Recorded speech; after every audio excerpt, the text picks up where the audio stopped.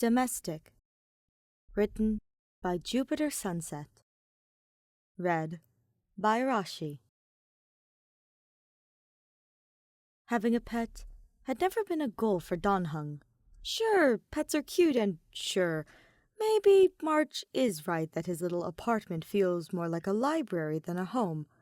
But he will not get a creature just to liven things up. He understands that pets need a lot of care and affection, two things he can't exactly afford between a part-time job and finishing his master's. Perhaps he should have taken a page out of March's book and acquired a plushie or two, if the state of his apartment was so concerning. Still, here he is, kneeling next to the tub and running warm water over a sopping wet, black-furred lump. He's quite certain it's a cat, given the chirping noises it made when he picked it up.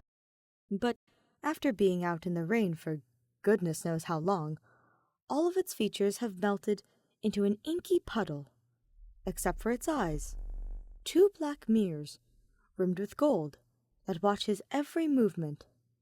Don Heng gently brushes the long fur with his hand, washing away dirt, until the water runs clear. He combs through the thick fur around its neck again. No collar, but considering how friendly it is, and calmly it sits in his bathtub, it probably isn't a stray. He'll have to take it to the shelter tomorrow, and hope the owner can be found. When he reaches its paws, it pulls away. He frowns. Does it hurt? The cat doesn't respond, but Don Heng is sure it had been limping slightly as it followed him home. That's part of the reason why he let it in. He was worried about its paw, and the fact it had just been sitting there in the rain before deciding to follow him home. But if it won't let him touch the paw, he'll have to leave it be. He turns off the water and hangs up the shower head. All done, Don Heng tells it, fetching two towels. He lays one on the floor and picks the cat up, setting it on the towel and using the other to dry it. It's a rather large cat, even when soaking wet. The cat doesn't fuss while he rubs it dry. Though its saucer-like eyes continue to stare, he can hear a faint purring. It even lets him rub its belly, rolling onto its back with its paws in the air when he confirms that his new friend is a tomcat. Don Heng puts the towel into the laundry bin and goes to the kitchen. He can hear the soft pad of its paws as the cat follows, pressing its fluffy body against the wall. It seems to be walking just fine now. Perhaps the cat is clever enough to know a faint limp will earn him sympathy. Are you hungry? He huffs, smiling as he opens the cupboard. That's the most enthusiastic the cat has been so far. He finds a can of tuna and grabs a small, shallow plate. He spoons out half the can and sets it down in front of the black cat. After a little sniffing, it sits down and eagerly chomps at the tuna, making endearing little noises as it devours the food. Don Heng crouches next to it and scratches the top of its head. We'll go to the shelter tomorrow, okay? He's not sure how he'll get the cat there, but he will try. Someone is probably missing him. He purrs, closing his eyes and tipping his head up as he enjoys the attention. That night, Don Heng dreams of getting lost in a forest of strangely furry trees. When he wakes, he finds the cat trying to sleep on his face. It blinks at him, owlishly, and licking his hand when he moves it out of the way. Don Heng sighs and rolls over, feeling his pillow shift as the cat curls up next to his head. No pets, not until his degree is complete and his bedroom has a door, so he can sleep undisturbed. True to the pictures he has seen on the internet, cats enjoy sitting in cardboard boxes. Don Heng had managed to find one large enough for the cat, and with a little coaxing, it jumped in. Unfortunately, the creature is heavy, and the shelter is farther than he expected. Times like these make him wish he had a car. He puts the box down and sighs while he waits for the crosswalk light to change. Need a hand? Don Heng turns, startled by the closeness of the voice. The man who speaks is tall, long black hair cascading over his hoodie. handsome. Some part of his brain supplies. Don Hung turns and coughs to clear his throat and thoughts. I can manage. Wow! The cat hops out of the box and rubs against the stranger's leg. So much for managing a cat, he thinks forlornly. Sesame, there you are, you naughty. The man picks up the cat, letting its hind legs and tail dangle as he inspects it. Rascal!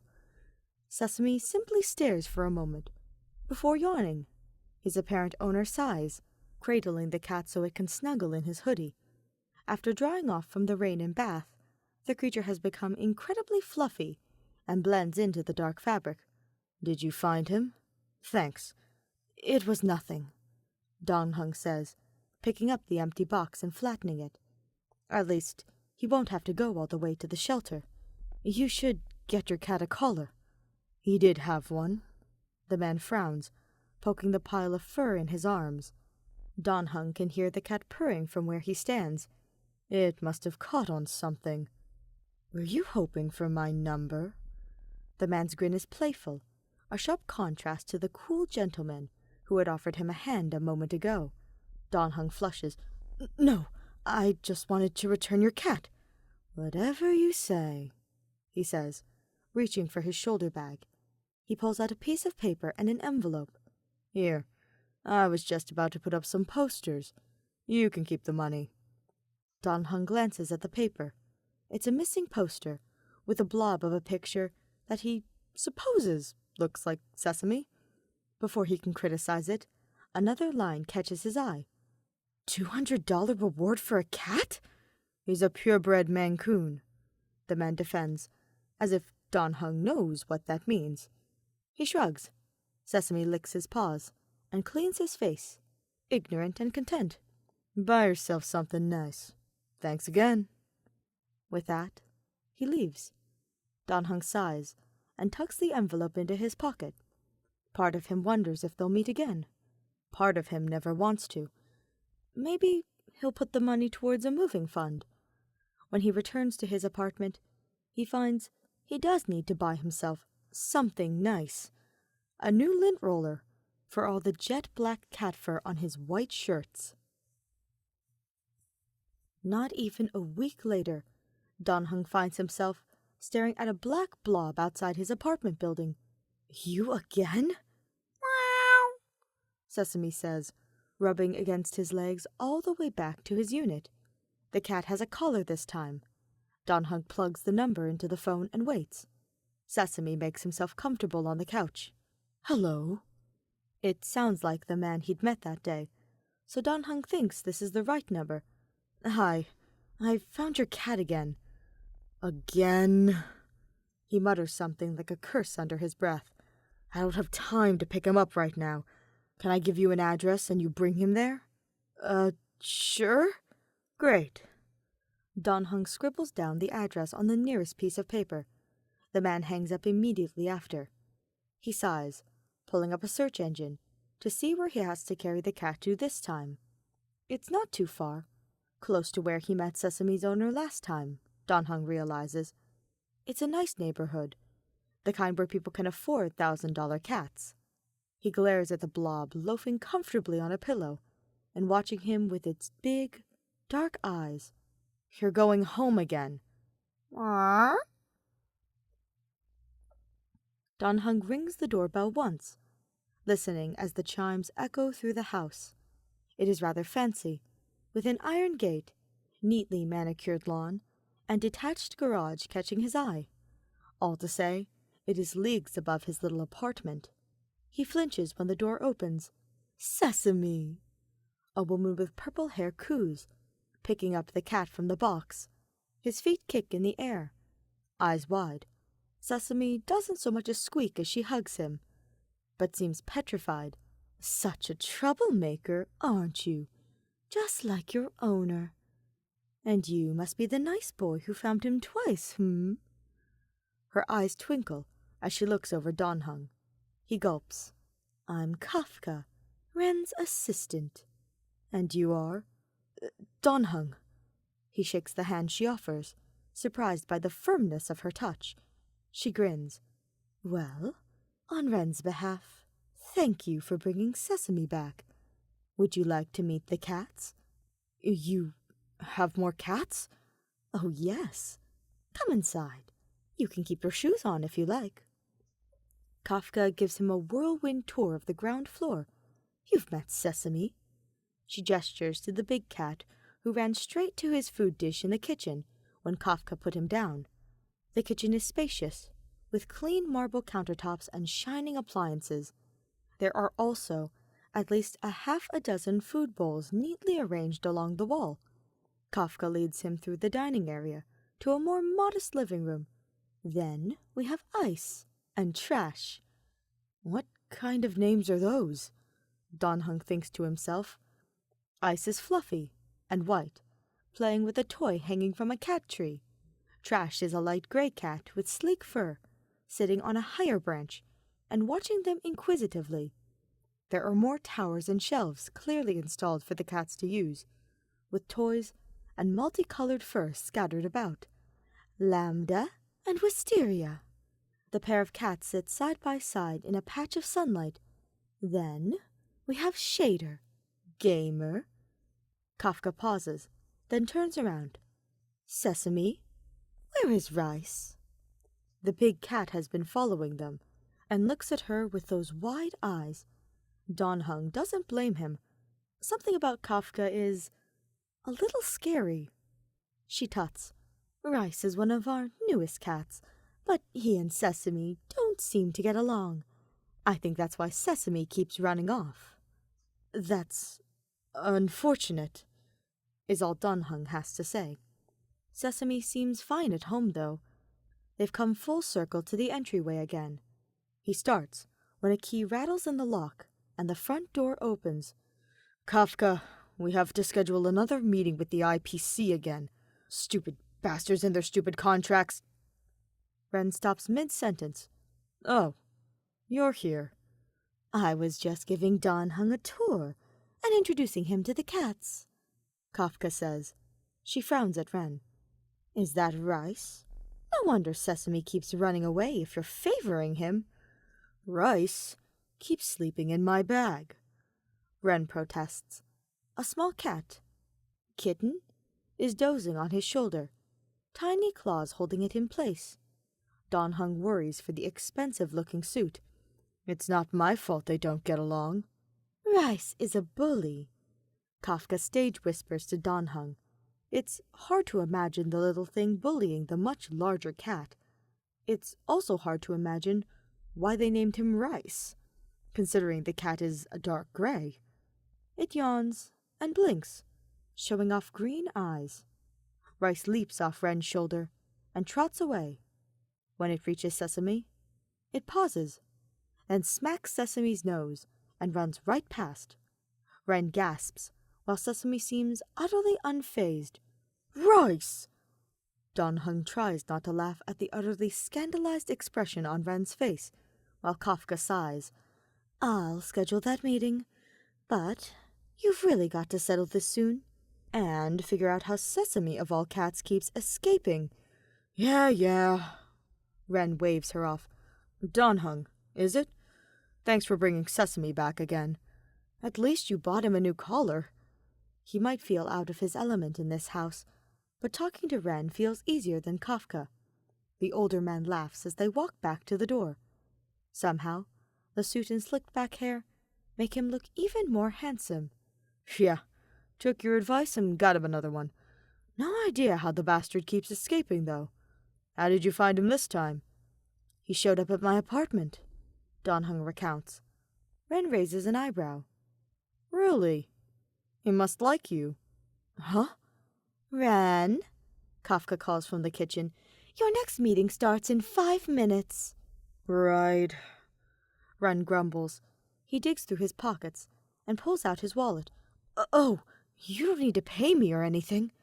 The money from last time is still sitting in its envelope on the counter. Wren looks at him, then grins. No. How about a date with me? What? I'll give you time to decide. You've got my number. Text me. With that, Wren opens the door and lets Don Hung go. The student hurries out, keeping his head low, and resisting the urge to pull on his hood and hide the bright red of his cheeks. Did he just ask me out on a date? Hey, Heng! I'm here! March's voice sounds a little staticky due to the intercom system, but it can't filter out her cheer. Hey, he replies as he unlocks the door for her. March gasps. Oh, a big cat just ran in. Heng freezes, then sighs. A black cat? Yeah, here, kitty. That's fine. It can be in here. Come in, March. He ends the call. A few moments later, she knocks on his door with Sesame following right behind her. Do you know this cat? Yeah, he's been visiting me for some reason. Heng grumbles as Sesame heads straight for his couch. Sesame's been causing his owner a lot of trouble. Wow. Sesame does not care and sits on Heng's couch. March snaps a picture of him with her phone as she shakes her head. Do you need to let his owner know? I'll tell him later. Heng turns away, hoping she hadn't noticed the shift in his expression. Actually, it's sort of related to what I asked for help with. Right. What do you need that's such a big secret? He can feel her gaze on his back. I know I owe you a favor, but it's not illegal, is it? No, Aeons, what kind of things does Stell ask you to do? Heng sighs. He doesn't want to know the answer. He takes a deep breath. I need an outfit for a date. Silence descends. Heng hears the clock tick once. Twice. You have a date? An hour and a half of March fussing over his outfit, hair, and makeup later, Heng is finally ready. Or so he thinks. The moment he sits on the couch, Sesame slithers onto his lap. Right, he mutters, glaring at the cat. Sesame stares back, unblinking. You... Text convo. Heng. BTW, Sesame is here. Ren. Okay, I'll drop him off at home first. Heng. Sure. Ren. Be there soon. Heng exhales slowly, glancing at the time. He must have caught Ren just as he was leaving.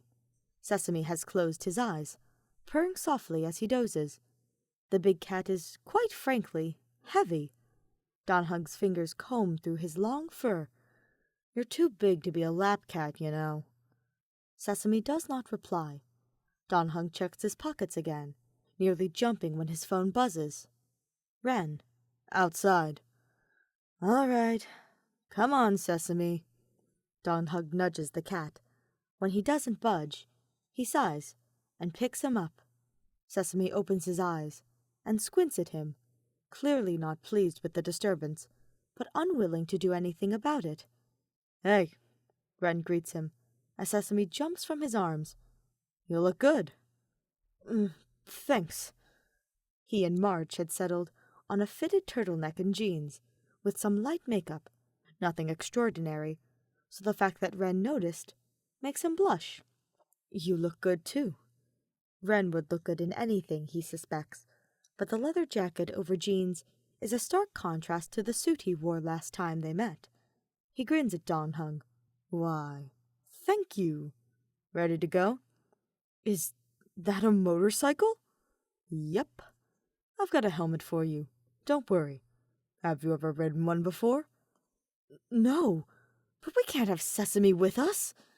Heng gestures to the cat, who is busy sniffing Ren's shoes.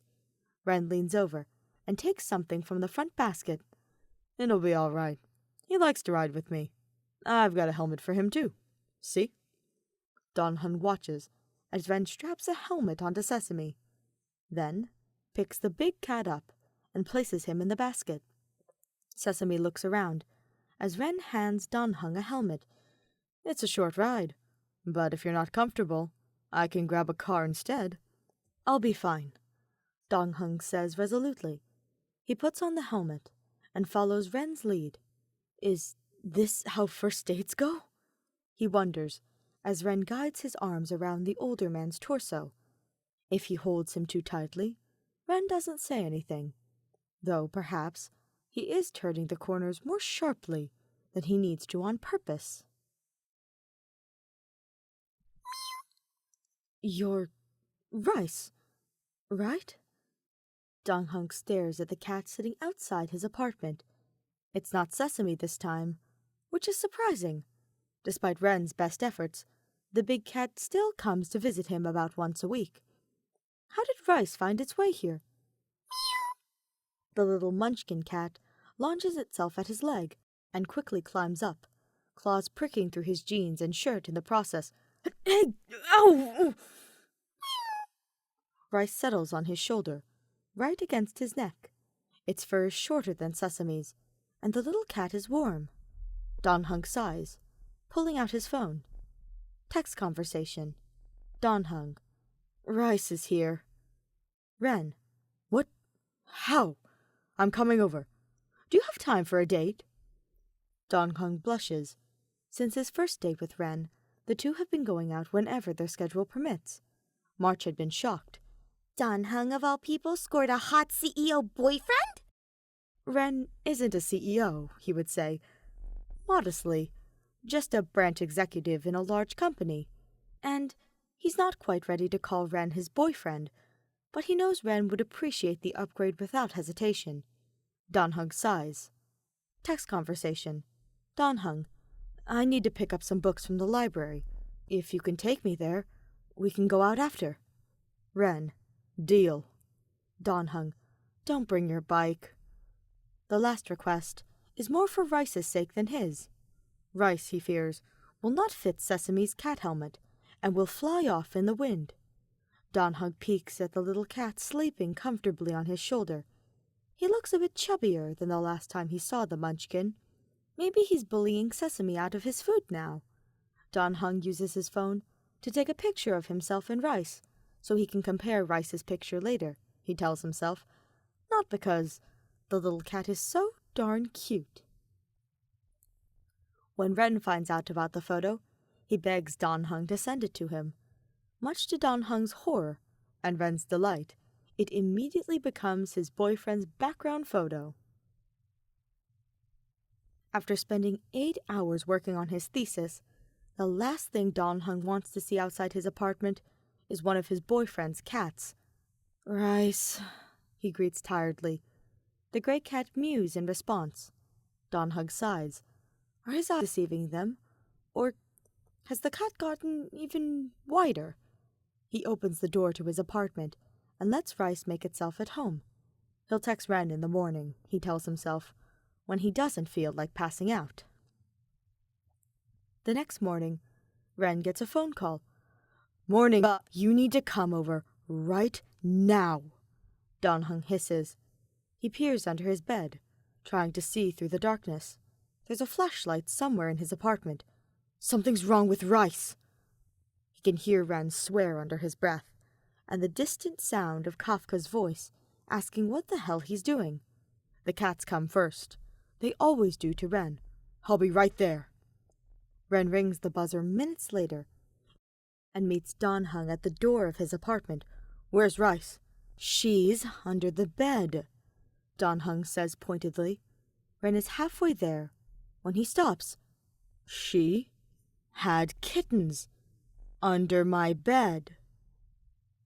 Ren's shocked expression morphs into a wide grin. Really? See for yourself.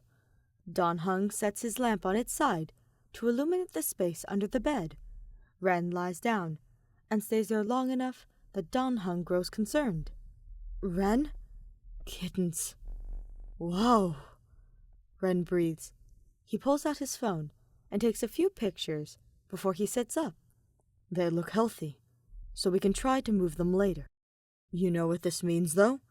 What? Sesame's the father. What? He's the only unfixed male cat in the house, Ren explains. Well, we thought he was. Rice was a stray before we got her, so we assumed she was fixed too. Maybe that's why she kept chasing Sesame around, Trying to court him, or playing hard to get? Don Heng wrinkles his nose. Your cats are weird. Ren laughs, standing so he can wrap his arms around Don Heng's shoulders and kiss his forehead. The younger man blushes. He's still not used to the physical affection his boyfriend likes. Ren? Do you want to? Don Heng gasps and smacks his shoulder, which earns him a laugh. Not here! They're babies. They won't care. But Rice! We could do it on the couch instead, Ren suggests, grinning. Don Heng bites his cheek and looks away. Or we can just cuddle. Whatever you want, babe. Couch. Don Heng refuses to look at his boyfriend, who he knows looks utterly delighted. Ren chuckles, nuzzling his cheek and picking him up effortlessly. Couch it is, then. When Kafka calls later that day, she accepts that they spent, quote, a few hours looking after the newborn kittens and having lunch, unquote. Don Heng suspects that she knows better than to inquire why her boss didn't answer her calls until then, and the pictures of the kittens will pacify her for now.